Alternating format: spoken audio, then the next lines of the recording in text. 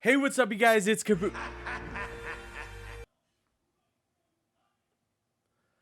Hey, what's up, you guys? It's Caboose bringing you another Spider. Follow the cold shiver running down your spine. What the hell? Hey, what's up, you guys? It's Caboose bringing you another Spider-Man No Way. The hell?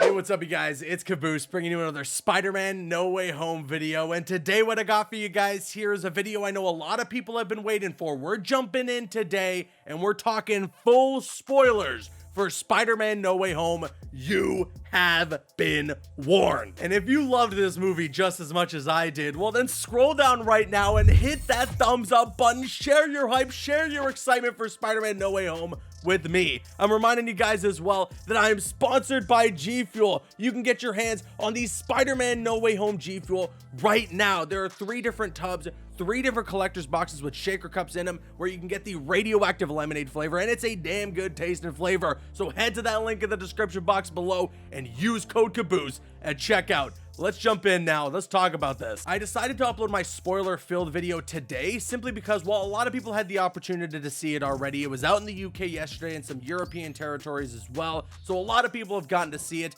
And today is the Thursday night showing, and there were show times as early as 3 p.m. Eastern, so I know a lot of people have had the chance to see the movie. If you haven't seen the movie yet, well, you already know based on the title, based on the thumbnail, we're talking about spoilers here. So if you don't want the movie to be spoiled for you, well then click off the video right now, go see Spider-Man No Way Home. Trust me, you want to go in as blind as possible, then come back and discuss some spoilers with me. Are you still here? Are you sticking around? Okay, I'm assuming you've seen the movie. Let's talk some spoilers. I think from the opening, I loved that this started the literal frame after we saw Spider-Man Far From Home and what we saw in the post-credit scene of that movie. The frantic pace is so good, and yes, there's some comedy injected in there, but I think it's injected well, and you still feel the anxiety that Peter is feeling during this entire scene. There's that one shot that's gone through the apartment where he's trying to shut all the blinds, and there's helicopters circulating and people who know that it's Peter Parker who's Spider-Man, and they're going to where he lives essentially. And again, you can feel kind of the franticness of this entire scene, and I loved that. Following this is the big reveal that we get in the opening act of the movie, and that's right, Peter's lawyer is Matt Murdock. Daredevil himself is the person representing Peter Parker in this film, as he tells them that he's all good and the charges have been dropped. But it's not before we get one little taste, a little nugget of what Matt Murdock is capable of. A brick flies through the window and he catches it, and Peter's like, how the hell did you do that? And he says, well, I'm a very good lawyer. I love as well the way that Matt Murdock is introduced in this scene, and a lot of the surprises that take place throughout this entire film are shot extremely well. You really feel the impact of the surprise itself. When Matt Murdock shows up, he slams the stick on the ground. It's right in the center of the frame, and anybody who knows, even before we get to see his face, knows the reveal that's about to come. And people, I'm sure, in a packed theater, you're gonna hear a lot of oohs and ahs during that moment. And of course, from there, the multiverse is open, but it's not due to Peter's selfishness. It's actually due to the exact opposite. His friends, his loved ones are being completely affected due to what's happened and his identity being revealed, and he wants everyone to forget he is Spider-Man simply to help those around him not be affected by being associated with him. And Doctor Strange actually cast the spell not out of arrogance like the initial trailer seemed to suggest, but rather he cast the spell simply out of empathy. He saw that Peter was going through it and wanted to help out a fellow Avenger. Even Wong during this scene, he isn't telling Doctor Strange that he shouldn't cast the spell. He actually says to just leave him out of it, and he thinks that it's okay, like, go do what you want to do, but don't have me be a part of it. And Doctor Strange is okay with doing the spell at that point, simply because he's not really told not to. This makes me wonder if the trailer was actually just trying to misdirect us, or if this was one of those instances, like Tom Holland was saying in an interview, where the story was changing on the daily. But yes, the multiverse is opened, a lot of the villains get thrown in there, and the bridge scene, which we have seen so much of, it is every bit of awesome as it was being hyped up to be. You really feel the weight of Doc Ock's introduction during this scene. You hear Danny Elfman's iconic score playing when those tentacles are bursting through the ground of the bridge, pulling cars down. It's so damn cool. And then hearing Alfred Molina say the line, "The power of the sun in the palm of my hand." See, hearing him saying it again after like 16 years, oh my goodness. He absorbs the nanotech from Peter's Iron Spider suit like we had previously theorized, but it plays out a little different than I'm assuming a lot of people would have expected. Peter actually utilizes the nanotech being on Doc Ock's arms to his advantage and starts to be able to control them, considering that it's the nanotech from his Iron Spider suit. It leads to a pretty funny moment between him and Doc Ock, and right before we get off that bridge, we see briefly an introduction of Willem Dafoe's Green Goblin. We hear that iconic laugh, and oh my goodness, was it so cool. I got goosebumps. I'm getting goosebumps right now just thinking about it, and I love the sound mixing here. Hearing that pumpkin bomb clanging off of the pavement of the bridge before it blows it up. Oh my goodness, that was awesome. And right before we cap off and go back into the Sanctum Sanctorum as Doctor Strange interrupts everything, we see that Alfred Molina's Doc Ock recognizes that Green Goblin is Norman Osborn. And I thought that it was really awesome that those characters interacted in this film. We never got to see that from the Raimi movies, and it's written exceptionally well in Spider-Man No Way Home. The way that they bounce off each other, the way that we get to see Doc Ock and Green Goblin be villains side by side, what a cool concept. Then as we're brought back into the Sanctum, we can see that Doctor Strange has already captured a Lizard from the Amazing Spider-Man universe, and he is now elected that Spider-Man has to go out there and catch all the other multiversal villains. And I think with Lizard appearing, this is where the film starts to feel a bit overstuffed. Lizard just has nothing to do in this movie, and he doesn't feel intimidating in any way. He doesn't feel like a real threat the same way that Doc Ock or Green Goblin or even Electro do. Don't get me wrong, it was great to hear Rhys Ifans come back from the Amazing Spider-Man films, and his vocal performance as the Lizard again is pretty fantastic, I can't lie. It's just the character itself, Lizard, doesn't have that much to do in the film, and to be honest, could have been taken out of it entirely to make more time for the other villains, or in general, the other protagonists of the movie. But from there, Peter turns his Far From Home suit inside out, as it did get some gray paint splashed over it, and he goes into the woods to try and find some of the other multiversal villains,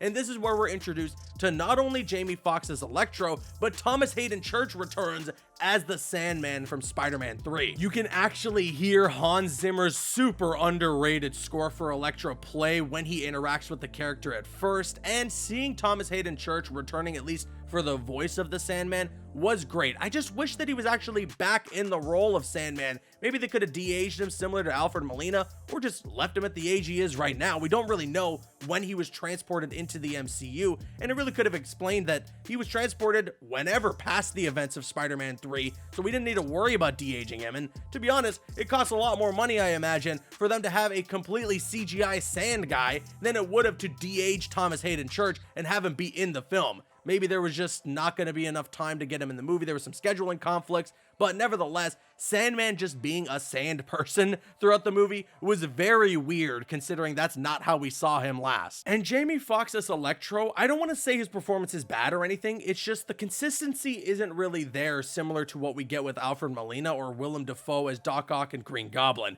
He's very confident, and he's very Jamie Foxx in this movie. And I don't think anybody is remembering or missing his performance as the character in The Amazing Spider-Man 2, as it was incredibly goofy, but he was a bit more reserved when he was Electro. He did have that confidence, he did feel that power, but he wasn't just straight up Jamie Foxx the way that he is in Spider-Man No Way Home. So I found that a bit odd, a bit jarring, but as you get used to it, as the film goes on, you still feel those same notes, those same hints of Electro that we got from The Amazing Spider-Man 2, which I thought was really well done. All the villains are caught except for Green Goblin, and I really like that he was the main villain in this movie. As I mentioned in my non-spoiler review, that is the Joker to Batman. Green Goblin is the ultimate adversary for Spider-Man, and Willem Dafoe played that role to perfection. So to get him to come back and play it to perfection once again and crank it up to 11 in Spider-Man No Way Home was a sight to behold. But I also like that he's not just the Green Goblin. He's still battling that demon, that inner demon inside of him. He's still trying to be Norman Osborn, and he's not trying to just manipulate people and he's actually the Green Goblin behind the scenes. It's like, no, he's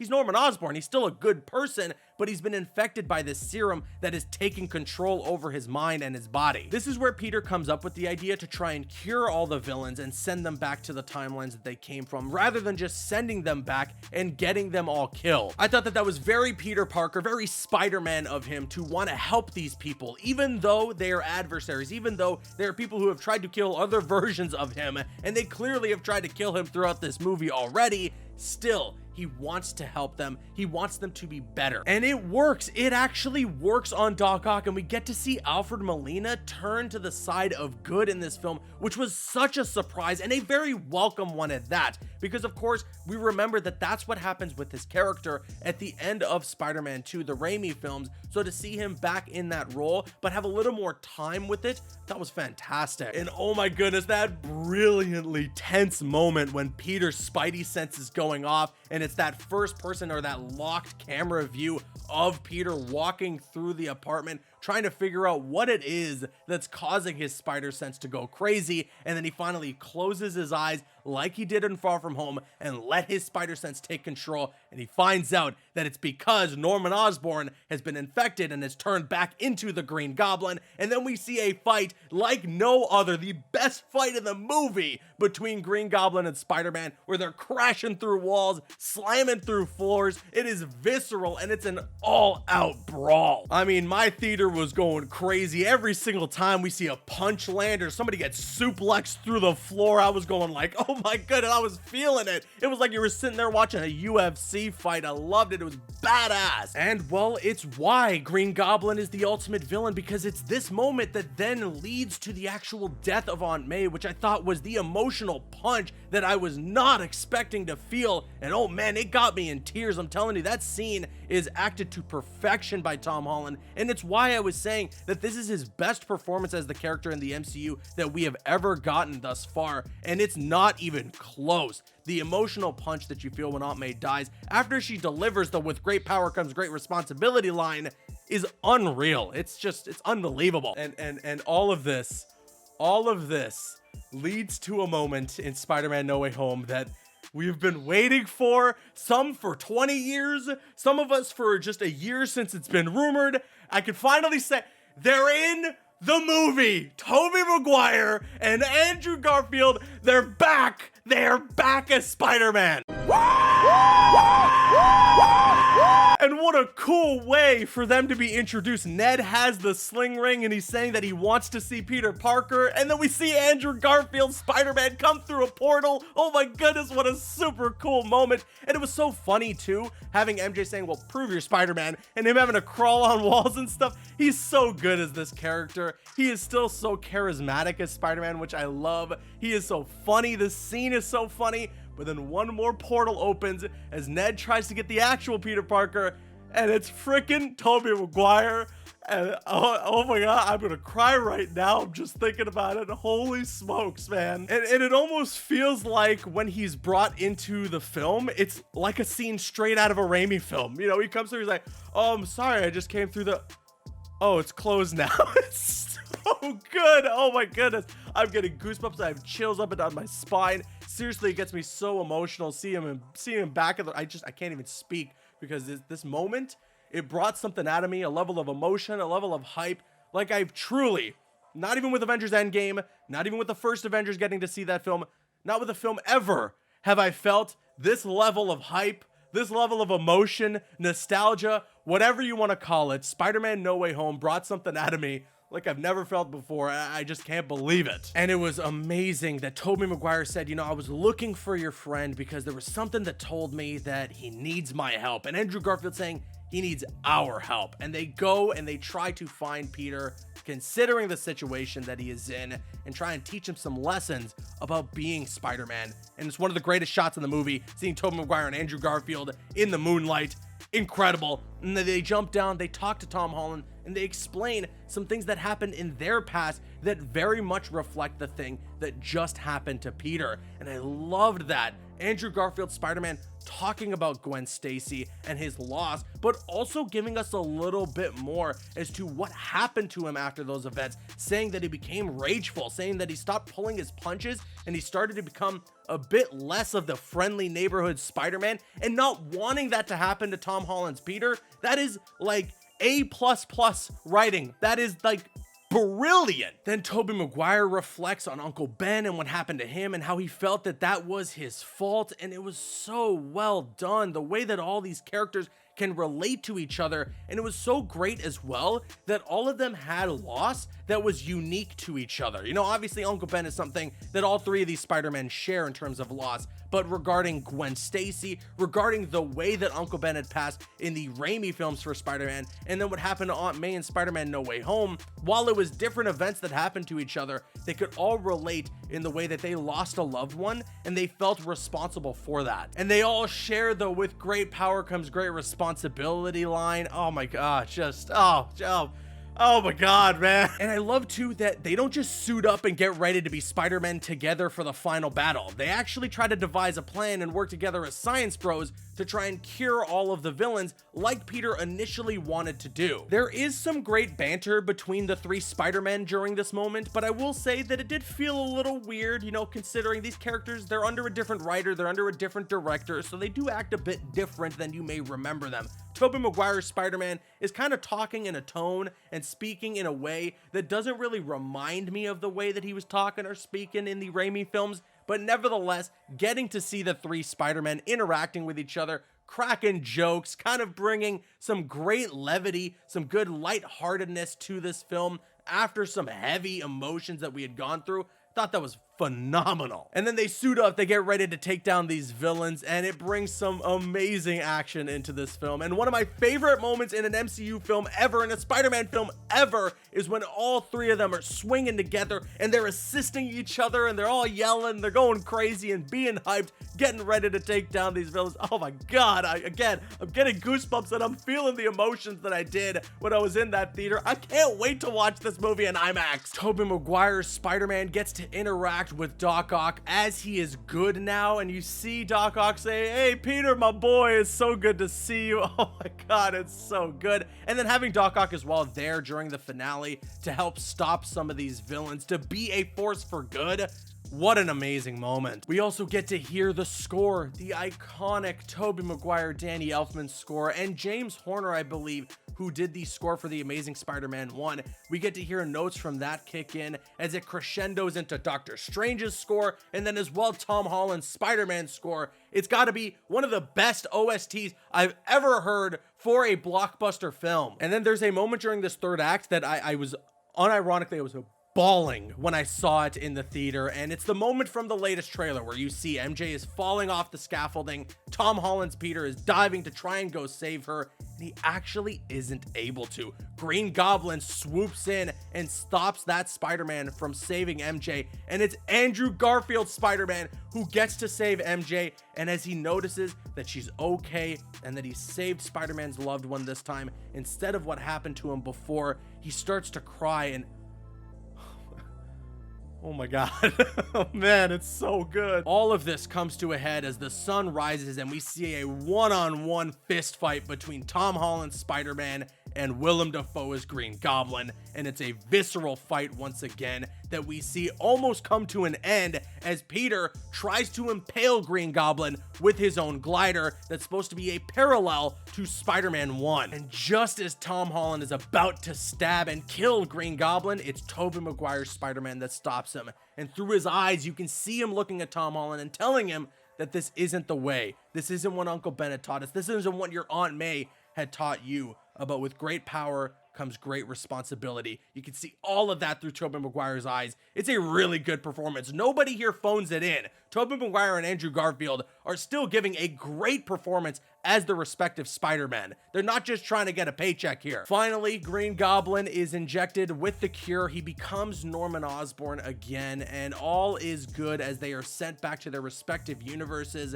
But this is unfortunately as Doctor Strange has to complete the spell that he was originally going to cast, causing everyone to forget that Peter Parker is Spider-Man. And the movie ends on a somber note. It actually ends on a pretty sad one. Peter tries to go to the coffee shop that MJ is at to kind of reveal everything to her and potentially remind her of what happened, but as he sees a band-aid over MJ's head and sees the kind of the pain that she went through and almost the suffering that she had gone through over the last 3 films being associated with Spider-Man, he realizes that he shouldn't reveal himself because he doesn't want to put his loved ones in danger again. And then at the end of the movie, he's on his own and he has a brand new suit, which I would love to get a cool HD look at because it looked freaking amazing, and he sewed it himself. No Iron Man technology, nothing like that. It is his own suit that he made himself, and it looks amazing. We get one final swing at night, and again, the movie, although the music is incredible and it's beautiful and you're hearing it in your ears and you're loving everything that's happening, it's a somber note. This movie ends with Peter being alone and having nobody. And to be honest, it sets up a brand new trilogy of films that I am really excited for. I'm wondering if they're going to introduce some new supporting cast members. I'm wondering if we're going to see the Norman Osborn of the MCU, the Harry Osborn of the MCU. Maybe we'll see a character like Gwen Stacy introduced. Who knows what they could do from here? The opportunities are really endless. And I know, I gave the movie an 8 out of 10 and you guys gave me so much shit for it, even though that's not a low score by any means. But the more that I talk about it, the more that I think about it, maybe this really is a 9 out of 10 movie. I'm gonna have to see it a couple more times. I can't wait to see it in IMAX this weekend. That's gonna be the experience of a lifetime, as that's not the first experience that I got with this movie. But nevertheless, it's still amazing. Even if it is an 8 out of 10, that's a really high score. I loved Spider-Man No Way Home, and I genuinely can't wait to watch it over and over and over again. History has been made with this movie. I can't even speak. But okay, this review was a long one, a lot of spoilers to talk about, a lot of opinions and thoughts that I wanted to provide, and now I want to kick it to you guys. Let me know your thoughts in the comment section below. What did you think about Spider-Man No Way Home? What was your favorite moment? Sound off with your thoughts in the comments, and if you enjoyed the spoiler review, if you could consider leaving a like rating on it, it would show your support, and I would really appreciate it. I'm Caboose, and you can click on the screen to make your way to one of the other videos on the channel, or you can click my logo to subscribe to the channel if you haven't already. You can also follow me on Instagram and Twitter, or join my Discord. Those links are going to be in the description. Drop a like if you enjoyed, leave a comment if you have an opinion, and subscribe if you're new. See you guys later.